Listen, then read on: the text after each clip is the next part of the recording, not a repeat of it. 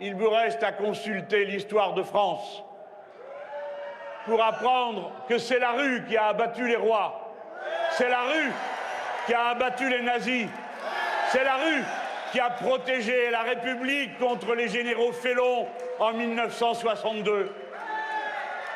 C'est la rue qui a obtenu la reconnaissance du droit de créer des sections syndicales, qui a obtenu la 4e semaine de congés payés et 30% d'augmentation du SMIC en 1968.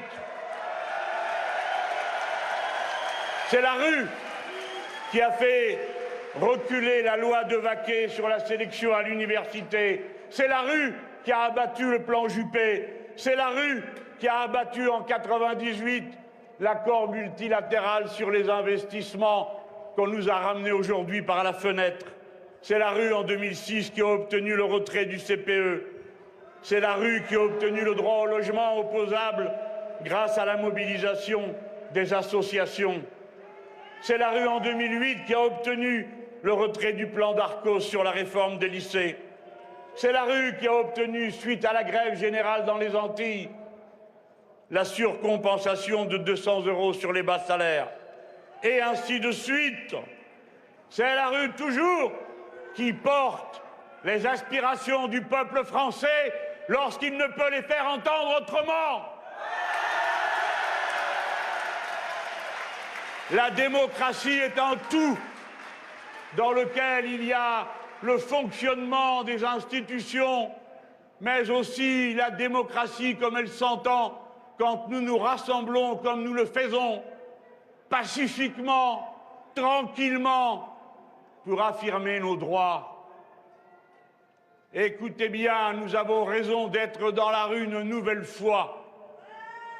Nous adressons dans ce jour un salut fraternel à tous les syndicalistes qui ont ouvert notre chemin et qui, le 12 septembre, le 21, demain lundi et ensuite le 28 septembre pour les retraités, vont continuer ces efforts qui les obligent à perdre une journée de salaire dans ce mois de septembre où arrivent à la fois les impôts locaux, les frais de la rentrée scolaire, le tiers provisionnel. Ah, quel courage à ce peuple d'entrer dans l'action comme il le fait.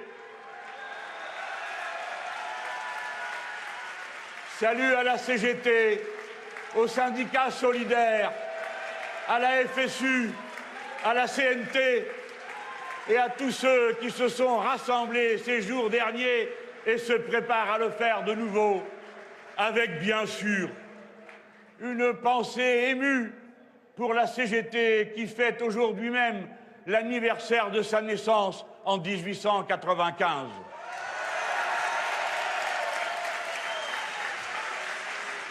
Oui,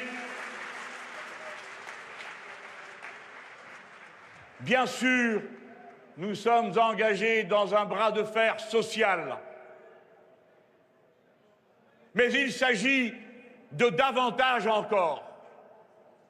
Ce qui est en cause dans l'affaire des ordonnances, ça n'est pas seulement le régime détestable des ordonnances. Ce n'est pas seulement le contenu antisocial qu'elle porte en elle. C'est l'incroyable subversion de l'ordre public social républicain qu'elles contiennent. Nous sommes ici au pied de la République, en défense de la République. Car la République en France est nourrie, alimentée et en quelque sorte toute faite d'intentions sociales. En République française, au-dessus de tout, il y a la loi, car la loi est la même pour tout le monde et elle s'applique de la même manière à tout le monde.